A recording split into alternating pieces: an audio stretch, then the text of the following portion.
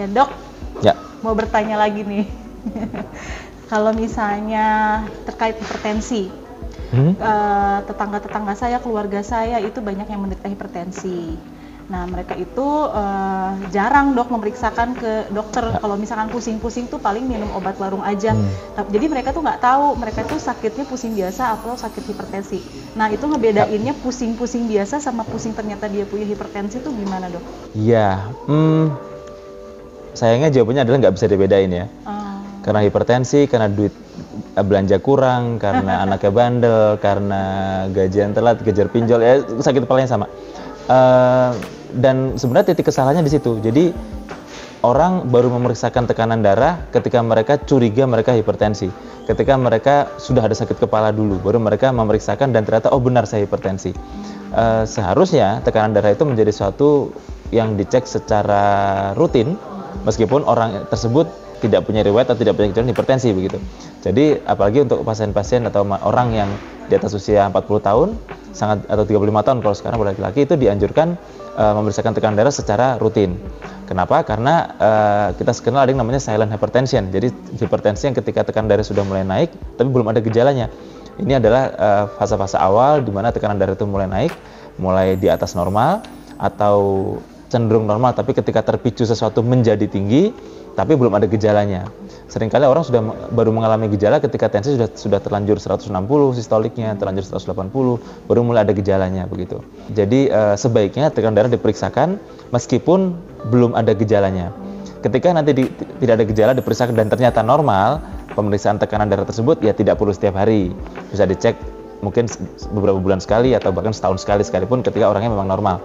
Tapi ketika ada tanda-tanda karena hipertensi, kemudian diriwayati di keluarganya ada, pemeriksaan yang tanpa gejala ini pun bisa disarankan untuk dikerjakan lebih sering pastinya begitu.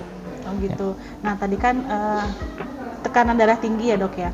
Itu biasanya ada pembeda usia nggak sih dok? Misalnya normalnya tuh usia berapa tuh sekian gitu tensinya, usia sekian tuh berapa tensinya gitu dok? Sebenarnya cuma dibedakan pada usia lanjut atau usia sebelum usia lanjut ya. Jadi usia geriatri atau non geriatri. Jadi kalau Indonesia karena menganut geriatrinya di usia 60 tahun, jadi kalau di atas 60 tahun kita kasih kelonggaran sedikit dalam tanda kutip di angka sekitar 150 ya. Jadi kita baru kategorikan hipertensi ketika sistoliknya itu di 150 atau ke atas. Grade satunya di situ.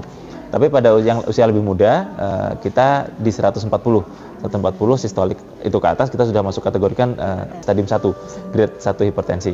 Tentu saja ketika diperiksa dengan cara yang benar. Jadi nggak orangnya habis lari keliling lapangan bola, habis main futsal langsung di tensi ya, itu cenderung akan tinggi pastinya begitu. Jadi harus berusaha dengan benar, dengan istirahat dulu sekitar 15-30 menit, kemudian dalam situasi ruangan yang nyaman, posisi yang benar, posisi fisiologis yang benar, duduk biasanya, kemudian dengan alat yang terkalibrasi dengan baik.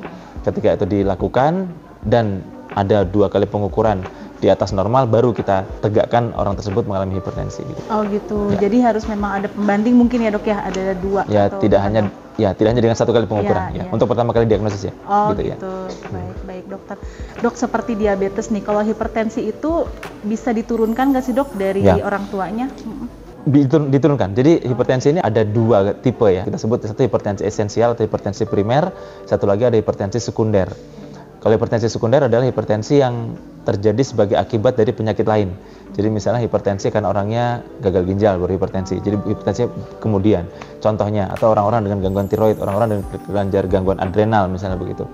Tumor tertentu juga bisa bikin hipertensi. Nah, tapi yang seperti ini tidak diturunkan tentu saja karena ya sekunder karena penyakit yang lain.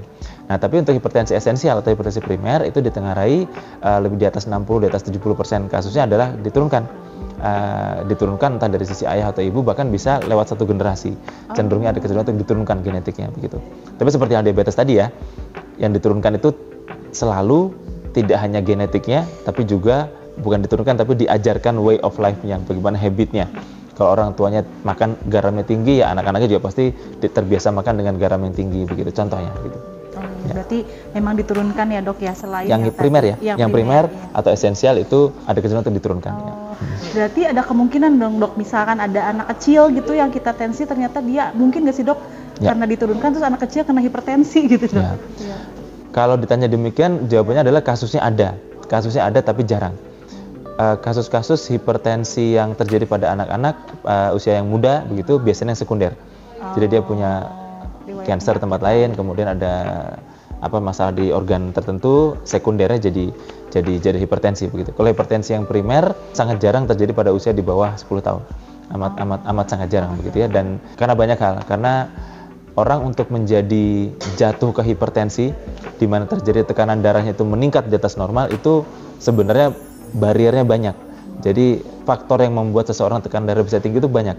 Pembuluh darahnya, diameter pembuluh darahnya, kekuatan pompa jantungnya, kendali kadar garam di darahnya begitu, kendali cairan di darahnya itu berperan. Dan pada anak-anak itu semua mekanismenya masih berjalan dengan baik, struktur anatominya masih cukup baik, sehingga bermanifestasi hipertensi primernya itu sangat jarang sekali begitu ya.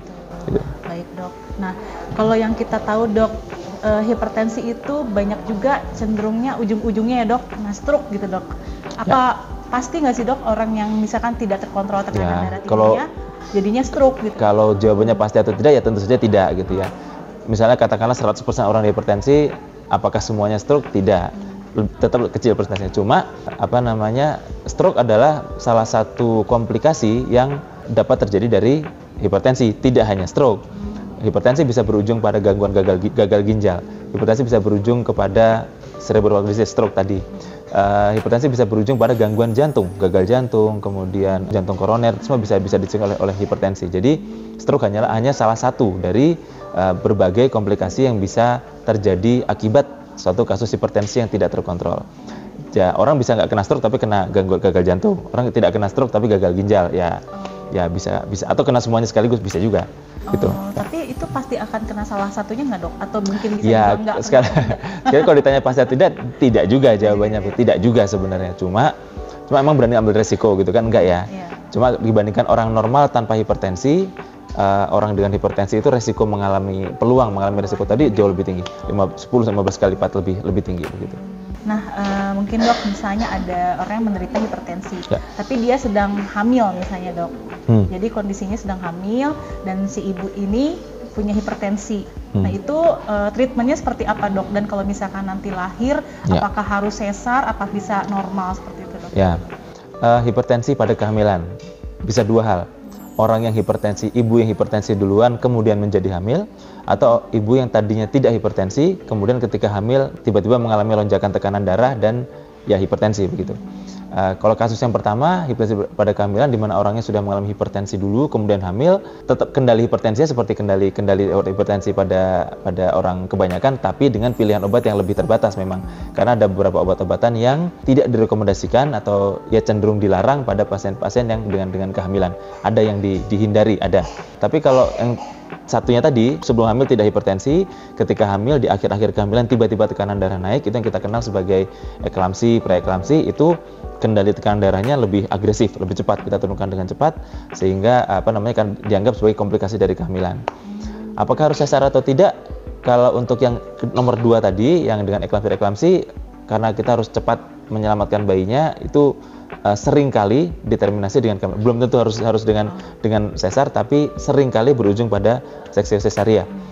Kalau yang pertama yang memang sudah hipertensi duluan kemudian mengalami kehamilan, selama pada saat infartu, pada saat proses melahirkan, fase-fase melahirkan itu tidak ada tidak ada komplikasi akut ya, jadi jantungnya berfungsi baik, tidak ada gangguan irama jantung, kemudian tensinya bisa dikendalikan di sekitar normal, itu masih bisa melahirkan dengan normal, masih memungkinkan. Baik dokter, untuk seputar hipertensi sepertinya sudah cukup dokter, nanti kita akan bincang lagi. Terima kasih dok. Terima kasih.